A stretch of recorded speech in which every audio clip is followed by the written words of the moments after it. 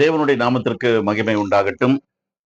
வானத்தையும் பூமியையும் சிருஷ்டித்த, சூரியனையும் சந்திரனையும் நட்சத்திரங்கள் யாவையும் சிருஷ்டித்த சர்வ வல்லமை உள்ள தேவனுடைய நாமத்தினாலே மீண்டும் ஒரு விசை உங்கள் அனைவரையும் என்னுடைய யூடியூப் சேனல் மூலமாக சந்திப்பதில் உண்மையிலேயே நான் மகிழ்ச்சி அடைகிறேன். பிரியமானவர்களே, அனைவருக்கும் என்னுடைய வணக்கத்தை தெரிவித்துக் கொள்கிறேன்.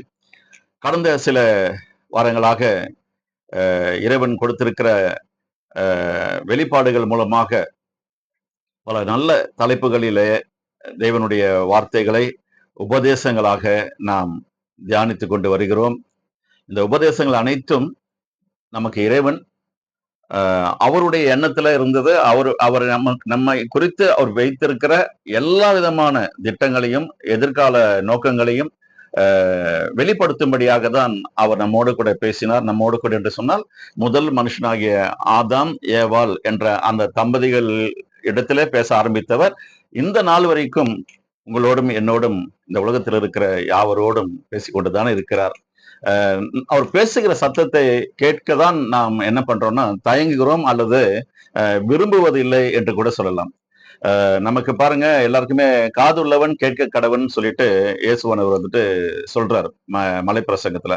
அப்படின்னா என்ன அர்த்தம்? காது இருக்கு, கேட்கதான் யாருக்கும் விருப்பம் இல்லை. இதுதான் அங்க இருக்கிற விஷயம். அதுதான் ரொம்ப இன்சிஸ்ட் பண்ணி சொல்றாரு, காது உள்ளவன் கேட்க கடவன். எதை கேட்கணுமா? அவருடைய வார்த்தைகளை, அவருடைய உபதேசங்களை நாம் கேட்கும் பொழுது நிச்சயமாக நாம் நன்றாக இருப்போம். பிரியமானவர்களே, பாருங்க, ஏற்கனவே அடிக்கடி சொல்றது என்னன்னு கேட்டீங்கன்னா, மேனுவல் மேனுவல் மேனுவல். எல்லா விதமான பொருட்களுக்கும் அந்த பொருட்களை மார்க்கெட்ல வெளியிடுகிற அந்த தயாரிப்பாளர் அதை எப்படி பயன்படுத்த வேண்டும், உபயோகிக்க வேண்டும் என்று சொல்லி அழகாக ஒரு பிரிண்டட் காப்பியை ஒரு சின்ன ஸ்கிரிப்டாவோ இல்லைன்னா ஒரு புக்காவோ மேனுவல் காப்பி நமக்கு கொடுத்து அனுப்புறாங்க. அது வந்துட்டு இலவசம். அதை நம்ம படிச்சு பார்த்துட்டு அதுக்கப்புறம் தான் வந்துட்டு அந்த டிவைஸையோ அந்த பொருளையோ நம்ம பயன்படுத்தணும். அப்படி நிறைய பேர் செய்யறதில்ல. அதனால எவ்வளவு பிரச்சனைகள்லாம் வருதுன்னு பார்க்கிறோம். அதுக்கே அவ்வளவு முக்கியத்துவம் கொடுக்கணும் அப்படி சொல்லிட்டு இந்த பூமியில் அந்த தயாரிப்பாளர் வந்துட்டு கண்ணும் கருத்துமா இருக்கிறார் என்று சொன்னால், ஏனென்றால் படைத்த அந்த படைப்பாளிக்கு தான் அந்த பொருளை எப்படி பயன்படுத்த வேண்டும் அவர் சொல்லுகிறபடியே நாம் பயன்படுத்துவோம் என்று சொன்னால் நீண்ட நாட்கள் அது உழைக்குங்க. அதே மாதிரி வானத்தையும் பூமியையும் படைத்த நம்முடைய தேவன் நமக்கு சரீரத்தை கொடுத்திருக்கிறார். உள்ள இருக்கிறது பாருங்க, ஆத்மா, மைண்ட் என்று சொல்லுவார்கள். நன்மை தீமையை அறிகிற இடம் இந்த மைண்ட், ஆத்மா, சோல் என்று சொல்லுவார்கள். நாம் இந்த சோல் மற்றும் இந்த சரீரம், இந்த மனது மற்றும் சரீரம் இயங்குவதற்கு தான் நமக்கு என்ன பண்ணிருக்கிறார்னா ஸ்பிரிட் கொடுத்திருக்கிறார். ஸ்பிரிட்னா ஏதோ நம்ம இந்த டயருக்கு காத்தடிக்கிறது போல இல்ல, அவருடைய அவருக்குள்ள இருக்கிற அந்த ஜீவ காற்று, ஜீவ சுவாசத்தை முதல் மனுஷனாகிய ஆதாமுடைய நாசியிலே ஊதினாராங்க. நாசியில ஊதி ஜீவ ஆத்மாவை கொடுத்தாராம். ஆதாம் அவர்கள் ஜீவ ஆத்மாவை பெற்றுக்கொண்டார் என்று பார்க்கிறோம். அவருக்கும் அவருடைய மனைவிக்கும் பிறந்த பிள்ளைகள் மூலமாக நீங்கள் அனைவரும் நாம் அனைவரும் பிறந்து இந்த பூமியில இன்று வரைக்கும் வாழ்ந்து கொண்டிருக்கிறோங்க. இதுதாங்க வந்துட்டு இருக்கிற அந்த உண்மையான கருப்பொருள். சரி, நம்ம முதல்ல பார்த்தோம், ஆதாம் வந்துட்டு தேவன் வந்து மண்ணிலிருந்து உருவாக்கினார்.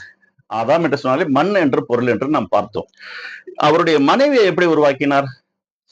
ஸ்திரீயை, பூமியில் இருக்கிற எல்லா மக்களுக்கும் அவள் தான் தாய் என்று சொல்லப்படுகிறது. ஏவாள் என்று சொன்னால் பூமியில் இருக்கிற பிள்ளைகளுக்கெல்லாம் தாயானவள்.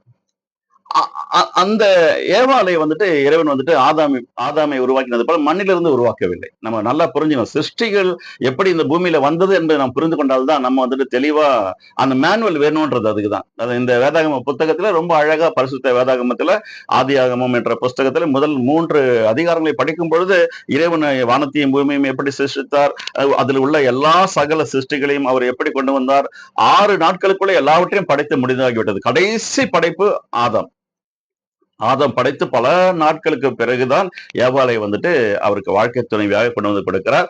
அதுவும் அவருடைய விலா எலும்பிலே ஒன்றை எடுத்து மனுஷியாக உருவாக்கி கொடுக்கிறார். அந்த விலா எலும்பை அவ்வளவு ஈஸியா எடுக்க முடியுமாங்க? அந்த நிபுணருக்கு தான் தெரியும். அந்த எலும்பு நிபுணர் என்று சொல்றாங்க, ஆர்த்தோ ஸ்பெஷலிஸ்ட். அந்த எலும்பு சிகிச்சை கொடுக்கிறாங்களே அந்த மருத்துவர் எப்படியோ அந்த மருத்துவர்களுக்கெல்லாம் மருத்துவராய் இருக்கிறவர் நம்முடைய தேவன், படைத்தவர். நம்மை படைத்தவர். அவருக்கு எல்லாமே தெரியும். எந்த எலும்புல என்ன மாதிரி போஷாக் இருக்கிறது, சக்தி இருக்கிறது, முதுகெலும்பு எதற்காக இருக்கிறது எல்லாம் சொல்லுவோம். நம்ம நிறைய சொல்லுவாங்க, என்னுடைய ஒய்ஃப் தான் எனக்கு பேக் போனுங்க அப்படின்னு சொல்லுவாங்க. பேக் போனா இருக்கிறாங்களோ இல்லையோ, அவங்க உங்களுக்கு தெரியுமோ தெரியாதோ, அவங்க உங்களுக்கு ரிப்பா இருக்கிறாங்க. RIB rib. அவங்க உங்களுடைய விலா எலும்புல இருந்து உருவாக்கப்பட்டவர்களுங்க. அவங்க உங்களுடைய விலா எலும்புல இருந்து எடுத்ததுனால அவர்கள் வந்துட்டு அந்த அந்த விலா எலும்பில திரும்ப மனைவி என்ற ஸ்தானத்துல உங்களுடைய வாழ்க்கை துணைவியாக அதே இடத்துல வந்து ஒட்டி கொள்கிறார்கள். இது முதற்கொண்டு கணவனும் மனைவியும் ஒரே மாம்சமாய் இருப்பார்கள். தன் தகப்பனையும் தாயையும் விட்டு அவர்கள் வாழ்க்கை நடத்த வேண்டும். அவர்கள் ஒரே மாம்சமாக இருப்பார்கள். இதையெல்லாம் வந்து இறைவன் அங்க சொல்லுகிறார். ஆதாம் ஸ்டேட்மெண்ட் கொடுக்கும் பொழுது கூட என்னுடைய எலும்பில் எலும்புமாய் என்னுடைய மாம்சத்தில் மாம்சமுமாய் இருக்கிறாய் என்று சொல்லி ஏவாள் என்று அவர் தான் பெயரிடுகிறார். ஆதாமுக்கு தேவன் பெயரிடுகிறார். அவருடைய மனைவியை உருவாக்கி கொண்டு வந்து இறைவன் கொடுக்கிறார் அல்லவா, அப்பொழுது இந்த ஸ்டேட்மெண்ட் கொடுக்கிறார். என் எலும்பிலிருந்து நீ உருவாக்கப்பட்டு வந்திருக்கிறாய், என் மாம்சமும் என்னுடைய எலும்புமாய் நீ இருக்கிறாய் என்று சொல்லி ஏவாள் என்று பெயரிட்டாராம்.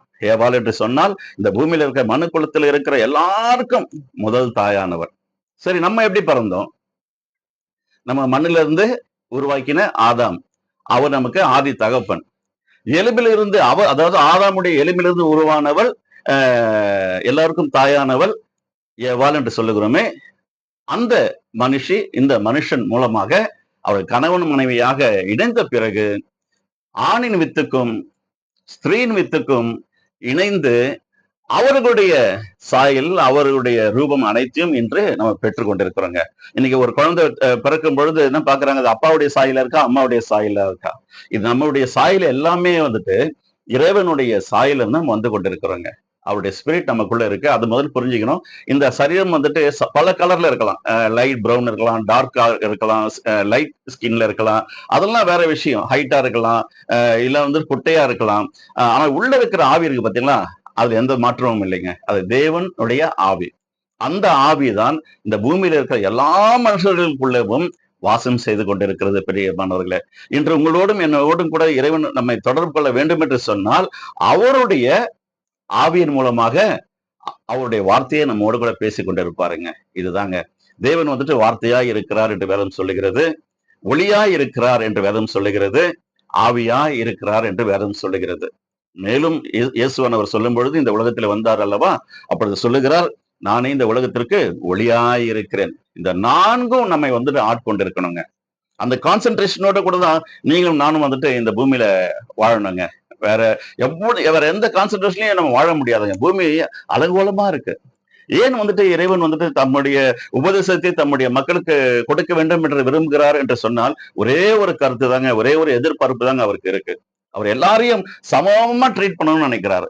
ஒரு இடத்துல ஒரு ஏழை இருக்கணும், இன்னொரு இடத்துல பணக்காரன் இருக்கணும், ஒரு இடத்துல அறிவாளி இருக்கணும், இன்னொரு இடத்துல வந்துட்டு அறிவில்லாதவன் இருக்கணும், ஒரு இடத்துல நல்லவன் இருக்கணும், இன்னொரு இடத்துல கெட்டவன் இருக்கணும். அப்படி இல்லவே இல்லைங்க. நம்ம தான் என்ன பண்ணிட்டோம் கேட்டீங்கன்னா, இறைவனை அறிகிற அறிவு நமக்கு வந்துட்டு குறைந்து போனதுபடியினால நம்ம எல்லோரும் நம்முடைய வழிகளின்படியே நம்முடைய இஷ்டத்தின்படியே நம்ம என்ன பண்றோம், இறைவனுடைய சத்தத்திற்கு செவியை அடைத்து விட்டு உலகத்தினுடைய சத்தத்திற்கு, அதாவது விழுந்து போன அந்த பொல்லாத பிசாசு லூசிபருடைய சத்தத்திற்கு தெரிந்தோ தெரியாமலோ நாம் செவியை நாம் கொடுக்கிறபடினால இந்த பூமியில நம்ம இப்படிப்பட்ட ஒரு அவஸ்தைப்பட்டு கொண்டிருக்கிறோங்க. இதற்கெல்லாம் முடிவு கட்டும்படியாக தான் கடந்த இந்த தலைப்புக்கு முந்தின தலைப்பு எல்லாம் முடிந்தது என்று இயேசுவானவர் எதற்காக சொன்னார், எப்பொழுது சொன்னார், ஏன் சொன்னார் என்று நான் அனுத்தரமாக உபதேசித்ததற்கு காரணமே, இழந்து போனதை தேடவும் ரட்சிக்கவுமே வந்தேன் என்று ஆண்டவர் சொன்னார். பார்த்தீங்களா, அந்த வேலையை செய்து முடிச்சுட்டு போயிருக்கிறாருங்க. அவர் என்ன முடிச்சார் என்பதை புதிய ஏற்பாட்டு புஸ்தகத்துல மத்தேயு, மார்க்கு, லூக்கா, யோவான் என்று சொல்லப்படுகிற அந்த சுவிசேஷ புஸ்தகத்துல அழகாக எழுதப்பட்டிருக்கிறதுங்க. இதை நீங்க என்ன பண்ணணும், உங்களுடைய ஸ்மார்ட் போன்ல காசு இருந்தா பைபிள் வாங்கி படிங்க. அப்படி காசு இல்ல அப்படின்னு சொன்னா உங்க கையில இருக்கிற ஸ்மார்ட் போன்லயே நீங்க டவுன்லோட் பண்ணி நீங்க படிக்கலாங்க. இதுதாங்க விஷயம். இப்படி அப்படின்னு பார்க்கும் பொழுது அவர் எலும்பை எடுத்தார்னு பார்க்கிறோம். அந்த எலும்பை எடுத்த இடத்துல அந்த அந்த அந்த அந்த எலும்பை எடுத்த அந்த பகுதியில் சில பள்ளம் இருந்திருக்கும் அல்லவா, அதை சதையினால் அடைத்தார் என்று போடப்பட்டிருக்கிறது. எப்படிப்பட்ட ஒரு மருத்துவ சிகிச்சை நிபுணராக நம்முடைய தேவன் இருக்கிறார் பாருங்க. நாசில சுவாசம் ஊதுறாரு, எலும்புல ஒண்ணு வெளியே எடுக்க முடியுது அவரால், அவருக்கு தெரியுது. அந்த அந்த அந்த அந்த அந்த ஏற்பட்ட அந்த இடத்துல ஏற்பட்ட அந்த காய பகுதி அல்லது பள்ளம் இருந்த அந்த பகுதியில சதையை கொண்டு மூடினார் என்று பார்க்கிறோம். இப்படி நம்முடைய உலகத்தில் இருக்கிற எல்லா மருத்துவர்களுக்கும் அவர் தலை சிறந்த மருத்துவராக நான் அவரை பார்க்கிறேங்க. யார் யாரோ இந்த பூமியில தலைன்னு சொல்றாங்க. நீங்களும் நானும் தான் சொல்லணும். உண்மையான தலை வந்துட்டு தலைவர் யாருன்னு பாத்தீங்கன்னா நம்முடைய தேவன்க.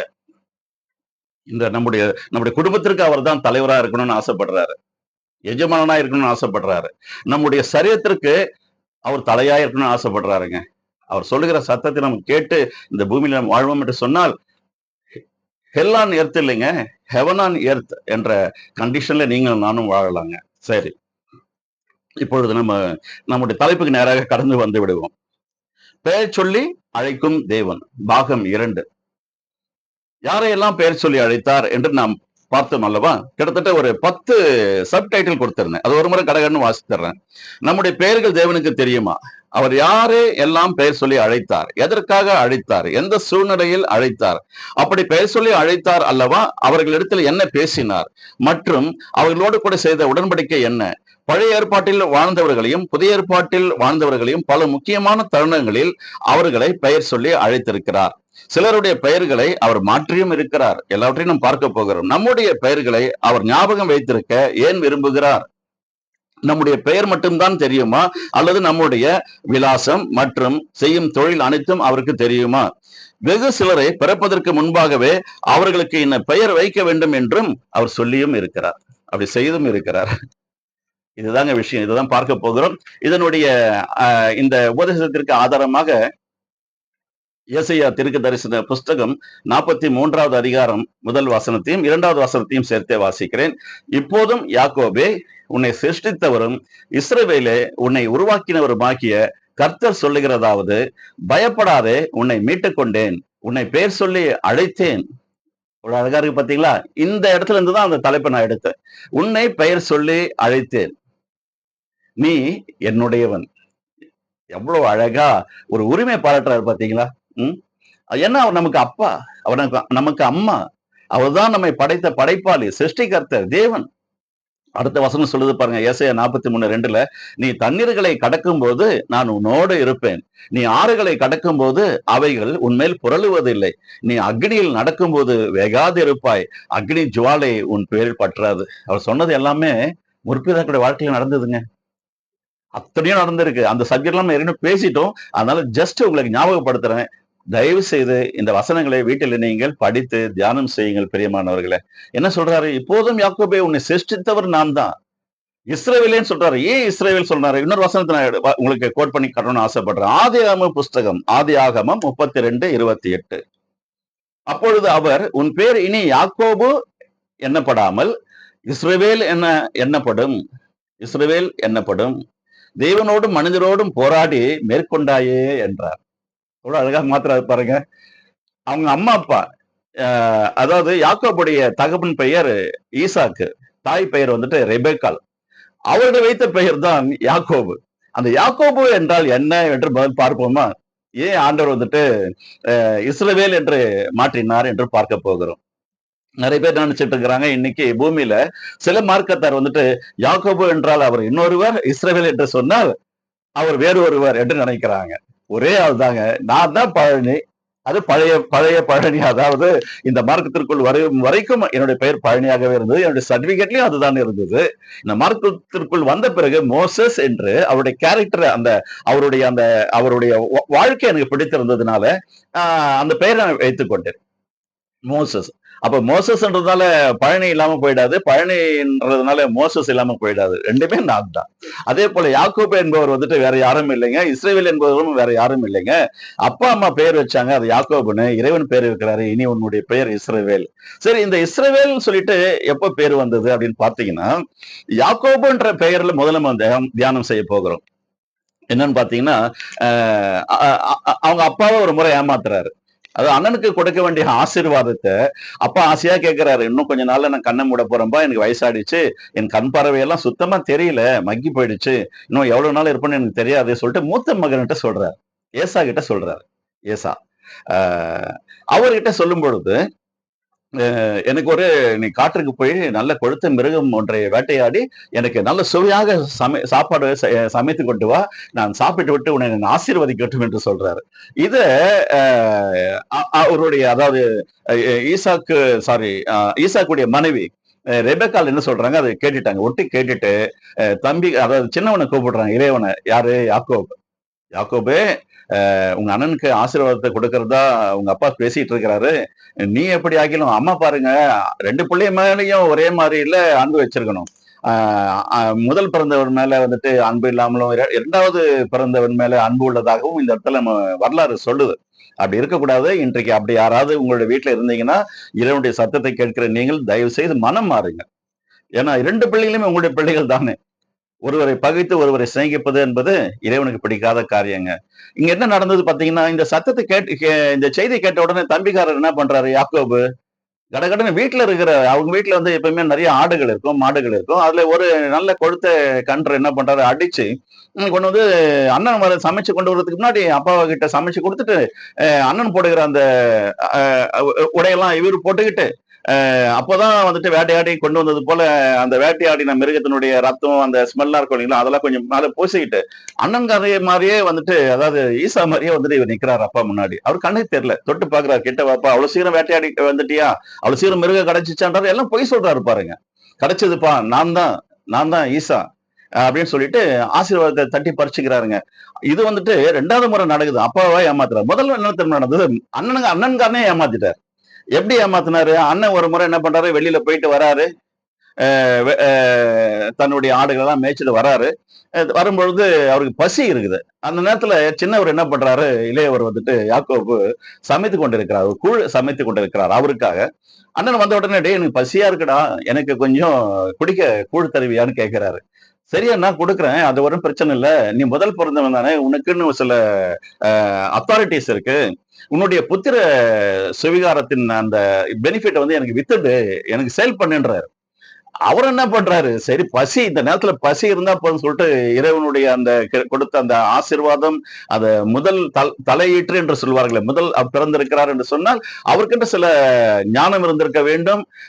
இளைவனிடத்துல கேட்பது அந்த அளவிற்கு அது சரியாக இருந்திருக்காது என்று யோசித்திருக்க வேண்டும். எதுவுமே இல்லாம சிம்பிளா அந்த நேரத்துல வயிறு கழுவுனா போதும் சொல்லிட்டு தம்பி கேட்ட மாத்திரத்துல கூழ வாங்கி குடிச்சிட்டு அவர் என்ன பண்றாருன்னா, அவருடைய புத்திர சுவிகாரத்தை வித்து போடுறாரு. இப்படி அண்ணனுக்கும் ஒரு விதமான ஒரு ஏமாற்று வேலையை செய்தவர், தான் பெற்றெடுத்த தகப்பனுக்கும் தாயினுடைய பேச்சு கேட்டு ஏமாற்றி ஆசீர்வாதத்தை பிடுங்கிக் கொண்டார். இது அண்ணனுக்கு தெரிய வந்த உடனே அண்ணன் என்ன பண்றான், தம்பிக்கு எதிர்த்து நிக்கணும்னு கங்கணம் கட்டி நிக்கிறார். அதையும் என்ன பண்றாங்க, தாய் தான் ரெபெக்காள் என்ன பண்றாங்க, உன் அண்ணன் உன் மேல ரொம்ப கோபமா இருக்கிறாரப்பா, நீ என்னுடைய அண்ணனுடைய வீட்டுக்கு போ. லாபான் அவருடைய பெயர். தாய் மாமா வீட்டுக்கு அனுப்புறாங்க. இந்த மாதிரி சொல்றாங்க. இவர் பயந்துட்டு உயிர் பிச்சை கிடைச்சா போன்ற மாதிரி என்ன பண்றாரு யாக்கோபு, அம்மாவையும் அண்ணனையும் ஏமாத்திட்டேன், அப்பாவையும் நான் ஏமாத்திட்டேன், அண்ணன் மேல பயங்கரமா கோபமா இருக்கிறாரு. அந்த காலத்துல வந்துட்டு காயின் எப்படி அவருடைய தம்பியை வந்துட்டு ஆபேல கொண்டு போட்டாரோ இதெல்லாம் உங்களுக்கு தெரியும் தானே. ஆதியாகமம் புஸ்தகம், யாத்ராகமம் புஸ்தகம், லேவியராகமும், எண்ணாகமும், உபாகமும், இந்த 5 புத்தகத்தையும் மோசே அவர்கள் எழுதினார் என்று வரலாறு சொல்லுகிறது. இந்த இந்த வரலாறை எல்லாமே நம்முடைய முற்பதர்கள் நல்லாவே படிச்சு வச்சிருக்கிறாங்க. இது அவங்களுடைய பழக்கமாவே இருந்தது. அதனால எங்க இவர் கொண்டு போட்டு போறாரு சொல்லிட்டு இவர் என்ன பண்றாரு, அவருடைய தாய் மாமா வீட்டுக்கு ஓடுறாருங்க. ஓடும் பொழுது யோர்தான் நதிக்கரை அருகே போறாரு. அப்ப அவர் கையில வந்துட்டு வழித்துணைக்காக ஒரு கையில ஒரு கோலும் இன்னொரு கையில தடியும் வச்சுட்டு போறாரு. கையில ஒரு நய பைசா இல்லைங்க, எம்டி ஹேண்டோட போறாரு. உயிருக்கு பயந்துகிட்டு ஓடுறார். அப்படி ஓடும் பொழுதுதான் வழியில வந்துட்டு யோர்தான் நதியில ராத்திரி நேரமா இருந்து அந்த இடத்துல படுக்கிறாரு. படுக்கிற இடத்துல ஒரு சின்ன கல்ல வந்துட்டு தலையணைக்கு பதிலா தலையில வச்சுட்டு தூங்குறாரு. அந்த நேரத்துல வந்துட்டு தேவன் வந்துட்டு அவரை சந்திக்கிறாரு. நிறைய வாக்குத்தத்தங்களை கொடுக்கிறாரு. நான் உன்னோட கூட இருப்பேன், நான் உன்னை ஆசீர்வதிப்பேன், நீ பழுகி பெருகுவாய் அப்படின்னு சொல்லிட்டு அவருக்கு நம்முடைய இறைவனுடைய பழக்கமே என்ன தெரியுங்களா, பார்க்கிற பொழுதெல்லாம் ஆசீர்வாதத்தை கொடுக்கணுங்க. நீ வாளாகாமல் தலையாய் இருப்பாய், கீழாகாமல் மேலாய் இருப்பாய், நீ கையிட்டு செய்கிற சகல பிரயாசத்திலும் நான் உனக்கு ஆசீர்வாதத்தை கட்டளையிடுவேன். இதே தாங்க. அவருக்கு வேற ஒரு யோசனை இல்லைங்க நம்ம மேல. நம்மளை திட்டணும், அடிக்கணும், நசுக்கணும், புழியணும், உதாசீனப்படுத்தணும், இலக்காரமா பார்க்கணும், இப்படிலாம் அவர்கிட்ட கிடையவே கிடையாதுங்க. There is no second thoughts at all. எல்லாரையும் சமமா ஆசீர்வதிக்கணும்னு பார்ப்பாரு. அதே மாதிரி இன்னாருடைய இறைவன் தான் சொல்றதுல அவருக்கு இன்னும் அலாதி பெரியவங்க. இதெல்லாம் நம்ம வரிசையா நம்ம பார்க்க போகிறோம். சரி, இறைவன் அவரோடு கூட என்ன பண்றாரு, ஒரு உடன்படிக்கை செய்யறாரு. இவரும் வந்துட்டு மாமா வீட்டுக்கு போறாரு. அங்க மாமா வீட்டுக்கு போற இடத்துல பாத்தீங்கன்னா மாமாவுக்கு 2 பெண் பிள்ளைகள்ங்க. அந்த 2 பெண் பிள்ளையில ஒரு பெண் பிள்ளை மேல இவருக்கு ஒரு ஆசை வருது. ரேச்சல் என்று சொல்லுவார்கள், ராகேல் என்று சொல்லுவார்கள், லேயால் என்று சொல்லுவார்கள். லேயால் என்பவள் மூத்தவள், ரேச்சல் அந்த என்று சொல்லப்படுகிற அந்த ராகேல் வந்துட்டு இளையவள். இளையவள் மேல இவருக்கு ஒரு ஆசை வருதுங்க. மாமா கிட்ட கேட்கிறாரு, உன்னுடைய இளைய மகளை எனக்கு கல்யாணம் பண்ணி கொடுங்க அப்படின்றாரு. ஒரு வழியா பெரியவளை ஃபர்ஸ்ட் கட்டி தராரு. அந்த கதையெல்லாம் நீங்க தான் வந்துட்டு வாசிக்கணும். கதை இல்லைங்க, நிஜம். நீங்க அந்த வரலாறு எடுத்து வாசிக்க டைம் இல்லை. ஒரு வழியா வந்து பெரியவளை வந்து கட்டி கொடுக்கிறாரு. அதுக்கப்புறம் தெரிஞ்ச இவருக்கு விஷயம் தெரிய வந்து இளையவளை நான் கேட்டேனே, முதியவளை அதாவது பெரியவளை எனக்கு கட்டி கொடுத்திருக்கிறாயே மாமான்னு கேட்கும் பொழுது, இன்னொரு 7 வருஷம் இவளுக்காகவும் என்னுடைய கம்பெனில வேலை செய்ய, என்னுடைய மந்தைகளை நீ பொறுப்பெடுத்து மேய்த்து கொண்டிரு, அவளையும் உனக்கு கட்டி வைக்கிறேன்னு சொல்லிட்டு கடைசியில பாத்தீங்கன்னா வரலாறு சொல்லுது, அந்த காலத்துல வந்து ஒரு மகளை கட்டி கொடுக்கும்போது அந்த மகளுடைக்கு ஒரு சேவகி இருப்பா, ஹவுஸ் மெய்ட் சொல்லுவாங்களா, அது போல இருப்பாங்க. 2 பெண்களை கட்டுறாரு, மாமாவுடைய பெண்களை. அந்த 2 பெண்களுடைய அந்த ஹவுஸ் மெய்டையும் இவருக்கு வந்துட்டு கொடுக்குறாங்க. அந்த மொத்தம் அந்த 2 மனைவிகள், 2 மறுமனை ஆட்டிகள், மொத்தம் 4 பேருக்கு அவர் பிள்ளைகளை பெற்றிருக்கிறார். அது 12 ஆண் பிள்ளைகளை பெற்றிருக்கிறார். இதெல்லாம் வந்து வரலாறு சொல்லுகிறதுங்க. அதெல்லாம் வந்து நம்ம பின்னாடி பார்க்கலாம். சரி, ஒரு 20 வருஷம் மாமா வீட்டுல இருக்கிறாருங்க. ஒரு கட்டத்துல சொல்றாரு, நான் உங்களுக்காக 20 வருஷம் நான் உழைச்சேன். நான் வந்ததுல இருந்து உங்களுடைய மந்தையில வந்து பெருக்கம் வந்துட்டு ரொம்ப அதிகமா இருக்கு. நான் இப்ப வந்துட்டு என்னுடைய குடும்பத்தை நான் பார்க்கணும். எனக்கு மனைவி பிள்ளைகளா இருக்கிறாங்க தானே, மாமா என்ன அனுப்புங்கன்னா அவர் விடுற மாதிரி தெரியல. ஒரு வழியா வந்துட்டு கொஞ்சம் மனசு கஷ்டத்தோட அவர் என்ன பண்றாரு கேட்டீங்கன்னா, வரலாறுல சொல்லுது. எல்லாத்தையும் அவர்கிட்ட இருந்து பிரியா விடை பெற்றுக்கொண்டு மனைவிகளையும் பிள்ளைகளை எல்லாம் அவர் சம்பாதித்த எல்லா விதமான ஆட்டு மந்தைகளையும் மாட்டு மந்தைகளையும் எல்லாவற்றையும் பரிவாரங்களோடு 2 பரிவாரங்கள் என்று போடப்பட்டிருக்கிறது. எத்தனை லட்சம் ஆடுகளை கொண்டு வந்தாருன்னு தெரியாது. தலையை சுத்துது அவங்களுடைய ஆசீர்வாதத்தெல்லாம் நம்ம பார்க்கும் பொழுது. அந்த இடத்திற்கு நாமும் வரணுங்க, நீங்களும் நானும் வரணும். இறைவனுடைய நாமத்தின் மகிமைக்காக அப்படி வாழ்ந்து காட்டணுங்க. பெரிய சீமானாய் அவர்கள்லாம் வாழ்ந்து இருக்கிறாங்க. சரி, சரி. இங்க அப்பா கிட்டயும் அப்பா வீட்டுல இருந்து பயந்துகிட்டு, அண்ணனுக்கு பயந்துட்டு, அப்பாவுக்கு பயந்துட்டு, அம்மா சொல் பேச்ச கேட்டுட்டு மாமா வீட்டுக்கு போறாரு.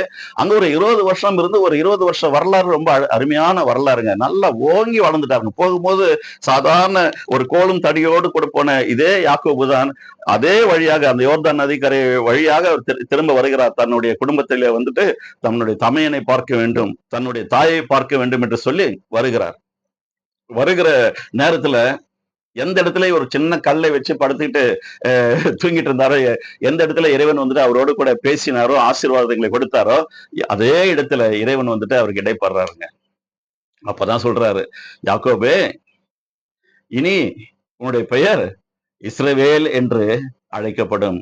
நீ தேவனோடும் மனிதரோடும் போராடி மேற்கொண்டாயே என்றார். நிறைய வரலாறு இருக்குதுங்க, எல்லாவற்றையும் சொல்வதற்கு நேரம் இல்லைங்க.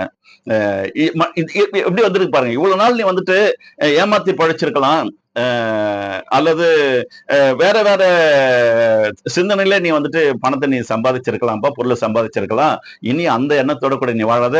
நான் வந்து சொன்னபடியே உன்னை ஆசீர்வதித்திருக்கிறேன், இவ்வளவு பெருக்கத்தை உனக்கு கொடுத்திருக்கிறேன். உன் அண்ணனை போய் பார், மனமகிழ்ச்சியோடு கூட போய் பார், உன்னுடைய தாயை போய் பார் என்று சொல்லி அவர் என்ன பண்றாருங்க, இறைவன் வந்து அவரோட கூட பேசுறார். அப்ப யாக்கோபு சொல்றாரு, இஸ்ரவேலாக மாற்றப்பட்டு விட்டது. அப்படி இஸ்ரவேல் சொல்லுகிறார் பாருங்க, இந்த யோர்தான் நதிக்கரையிலே நான் கடந்து போகும் பொழுது என்னுடைய தாய்மாமன் வீட்டிற்கு ஒண்ணுமே இல்லாம வெறும் கையில ஒரு கோலும் ஒரு தடியும் எடுத்துக்கொண்டு போனேன். இன்று என்னை 2 பரிவாரங்களோடு கூட திரும்பி வர செய்கிறே என்று சொல்லி அந்த இடத்துல இறைவனை அவர் வந்துட்டு தாழ்ந்து பணிந்து கொள்றாருங்க. இதுதாங்க யாக்கோபு என்றவர் இஸ்ரேலாக மாற்றப்பட்ட சரித்திரம்ங்க. ஆனா இன்னைக்கு இருக்கிற இஸ்ரேல் தேசம், அங்க இருக்கிற யூதர்கள் எல்லாரையும் நம்ம பார்க்கிற பொழுது ஒரு சில சமூகத்தினர் வந்துட்டு வெறுக்கிறாங்க. எனக்கு ஒண்ணு புரியல. இப்போ பழனிய வெறுத்துட்டு மோசஸ விரும்புவீங்களா?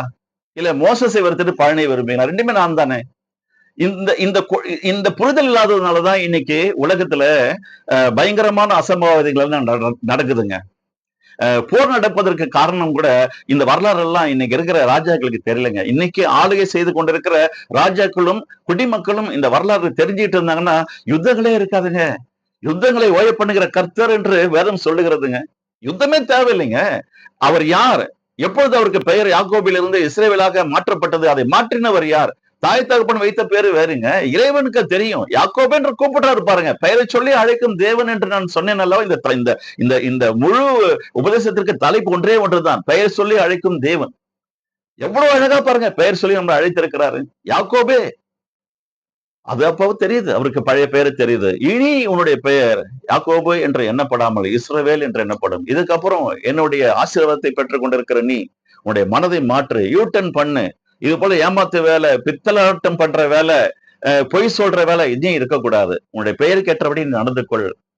யாக்கோபு என்று சொன்னாலே ஏமாற்றுபவன் என்று பொருள். அவர் வந்துட்டு எப்படி நான் மேல வரணும், அது எப்படி வரணும்னு தெரியல. ஆனா மாமா வீட்டுல போய் கத்துக்கிட்டாருங்க. மாமா வந்துட்டு இவர் உழைச்சா கொஞ்சமா சம்பளம் கொடுத்திருக்கிறாரு. இதை இவரே சொல்றாரு, அந்த வரலாறுல வருது. நான் இவ்வளவு உழைச்சிருக்கிறேன், ஆனா எனக்கு நீங்க கொஞ்சம் தான் கொடுத்திருக்கிறீங்க. ஆகவே என்னுடைய உழைப்புக்கு ஏற்ற சம்பளம் எனக்கு வேணும்னு சொல்லிட்டு மாமா கிட்ட கேட்கிறாருங்க. அவருடைய பிள்ளைகளை தான் 2 பிள்ளையை கட்டினாரு. 2 வேலைக்காரிகளையும் அவர் அவர் அவர் அவருக்கு கட்டி வச்சுட்டாங்க. 12 ஆண் பிள்ளைகளை பெற்றாருங்க. 12 ஆண் பிள்ளைல ஒரு பிள்ளையுடைய பெயர் வந்துட்டு யூதா என்று சொல்லப்படுகிறது. யூதா என்று சொன்னால் இன்று யூதர்கள் என்று சொல்லுகிறோம் அல்லவா? யூதா யூதா என்று சொன்னால் அது ஒரு கோத்திரம். 12 பிள்ளைகளுக்கும் 12 கோத்திரமாக இறைவன் வந்துட்டு தெரிந்து கொண்டார் என்று நம்ம வரலாறுல படிக்கிறோங்க. அது ஒரு கோத்திரத்தின் பெயர் வந்து யூதா கோத்திரம். யூதா என்று சொன்னால் துதி என்று அர்த்தம். இறைவனை துதிப்பதற்காகவே ஒரு கோத்திரத்தை இறைவன் தெரிந்து கொண்டார், அவர்களை அபிஷேகம் பண்ணினாருங்க. அந்த யூதன், அந்த யூதா, அந்த யூதர்கள் தான் இன்று நமக்கு தெரிந்திருக்கிறபடி உலகெங்கிலும் சிதறி இருக்கிற இஸ்ரவேல் நாட்டில இருக்கிற யூத ஜனங்கள்ங்க. இவர் யாருடைய பிள்ளைங்க? நம்முடைய யாக்கோபுடைய பிள்ளை. யாக்கோபு என்பவர் இஸ்ரவேல் என்று மாற்றப்பட்டாரு. அவருடைய பிள்ளைங்க தாங்க இந்த 12 பிள்ளைகளும். முதல் மகன் பேர் வந்து ரூபன்.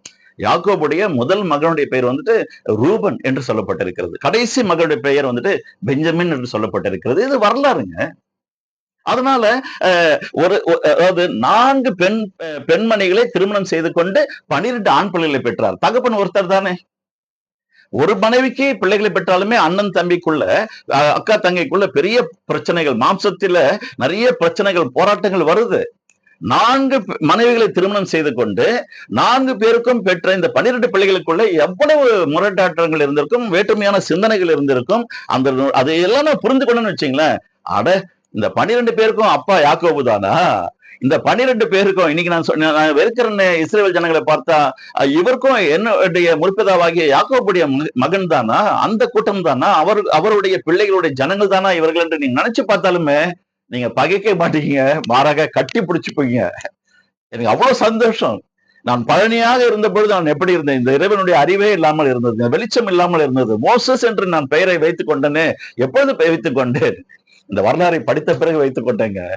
நீங்க நிறைய கிறிஸ்தவ பிள்ளைகள் வந்து இந்த இறைவனை ஏற்றுக்கொண்ட பிறகும் தன்னுடைய பெயரை மாற்றாம இருக்கிறாங்க. அவங்களுக்கும் இந்த உபதேசம் போய் சேரணும். ஏன் பெயரை மாற்ற மாட்டீங்க? ஏன் இந்த உலக பிரகாரமாக அரசாங்கத்திலிருந்து வருகிற சில வெகுமதிகளை நீங்கள் பெற்றுக்கொள்ள முடியாமல் போய்விடுமே என்று தயங்குகிறீர்களா?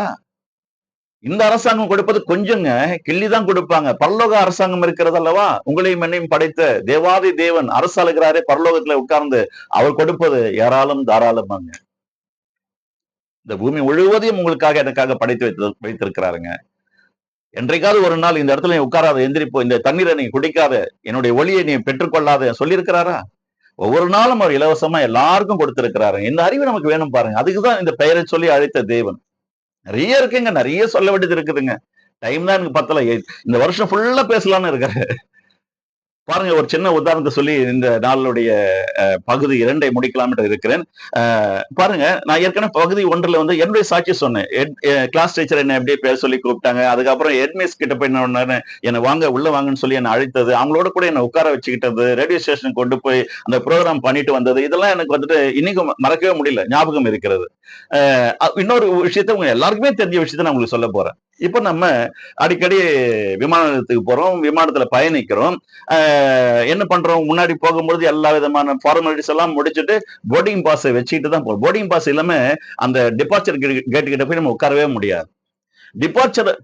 டிபார்ச்சர் டைமுக்கு முன்னாடி 30 அதாவது அரை மணி நேரத்துக்கு முன்னாடி நம்ம கேட்டுக்கு முன்னாடி போய் உட்காரணும். அனௌன்ஸ்மெண்ட் எல்லாம் பண்ணியிருப்பாங்க. நீங்க மிஸ் பண்ணக்கூடாது. நீங்க போய் உட்கார்ந்தாதான் அவங்க வந்துட்டு உங்களை கூப்பிடுவாங்க, உங்களுடைய போர்டிங் பாஸை செக் பண்ணுவாங்க, அனௌன்ஸ்மெண்ட் வரும், அதை நீங்க கேட்கணும். அங்க எங்க சுத்திட்டு இருக்க கூடாது. ரொம்ப கவனமா நம்ம இருக்கிறோம் இல்லைங்களா?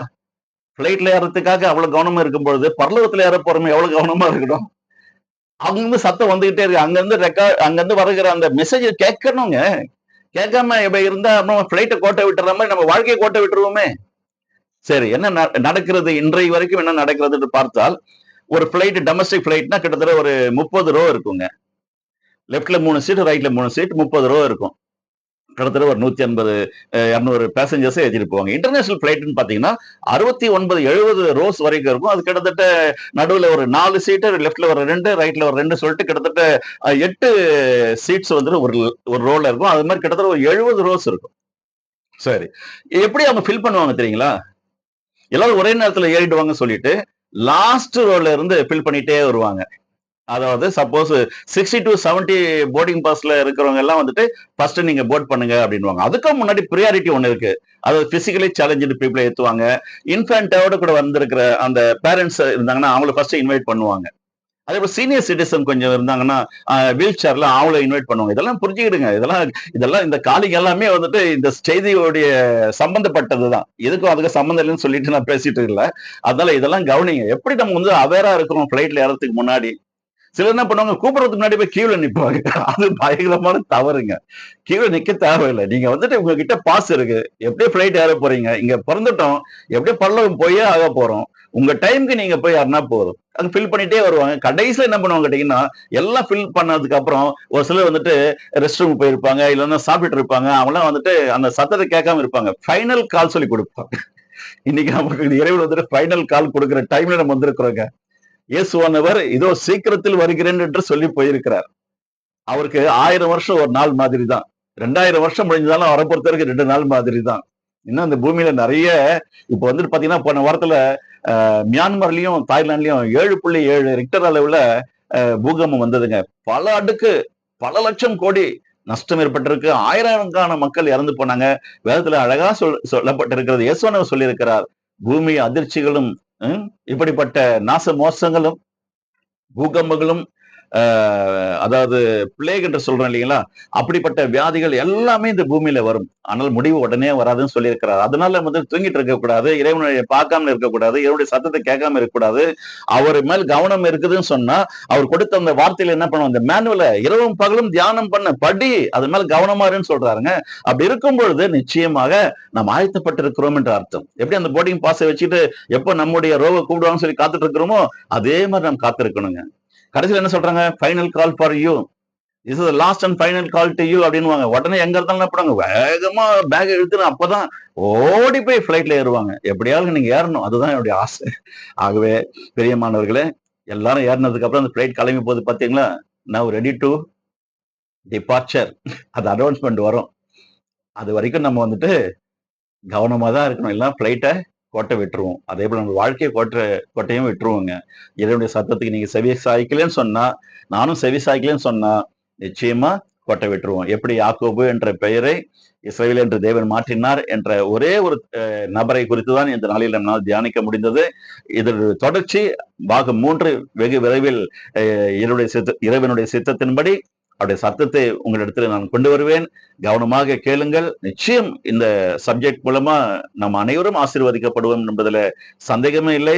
இன்னும் நான் முதல் மனுஷி குறித்து பேச வேண்டியது நிறைய இருக்கிறது. அவர்களுடைய வயிற்றில் பிறந்த அந்த காயின் ஆபேல் என்று சொல்லுகிறவர்களையும் நான் பேச வேண்டியிருக்கிறது. காயினே ஆபேல் எங்கே, உன்னுடைய தம்பி எங்கேன்னு கேட்கிறார். இதெல்லாம் நம்ம அடுத்த இதுல பார்ப்போம். 3வது பகுதியை நாம் பார்க்க போகிறோம். இதோடு கூட என்னுடைய உரையை நான் முடித்துக் கொள்கிறேன். இந்த சத்தத்தை கேட்டுக்கொண்டிருக்கிற நீங்கள் எந்த இடத்துல இருந்தாலும் இறைவனுடைய நாமத்தின் மகிமைக்காக நீங்களும் நானும் வாழ வேண்டும் என்பதுதான் என்னுடைய எதிர்பார்ப்பு மற்றும் வேண்டுதலாய் இருக்கிறது. என்னுடைய பிரேயர் இதுதான். வேற ஒண்ணுமே இல்லைங்க. வேற எந்த விதமான எக்ஸ்பெக்டேஷன் இல்லை. எனக்கு நிறைய எக்ஸ்பெக்டேஷன் இருக்கு. அது எல்லாமே என்னுடைய தகப்பன் கிட்ட இருந்து அது வந்துடும், வந்துகிட்டு இருக்கு. இது வரைக்கும் வந்தது, இனியும் கடைசி வரைக்கும் எங்களை கரையேற்றுவார். பரலோகத்தில் கொண்டு போய் சேர்க்கிற வரைக்கும் எங்களுக்கு அவரை உறுதுணையாய் இருப்பேன், வலது பக்கத்தில் நிழலாய் நிற்கிறேன் என்று சொல்லியிருக்கிறார். ஆகவே எதை குறித்தும் எங்களுக்கு கவலை இல்லை. இறைவன் மட்டுமே நாங்கள் இறுக பற்றி கொண்டிருக்கிறோம். ரட்சிக்கப்பட்டு 33 வருடங்கள் மேலாகிவிட்டது.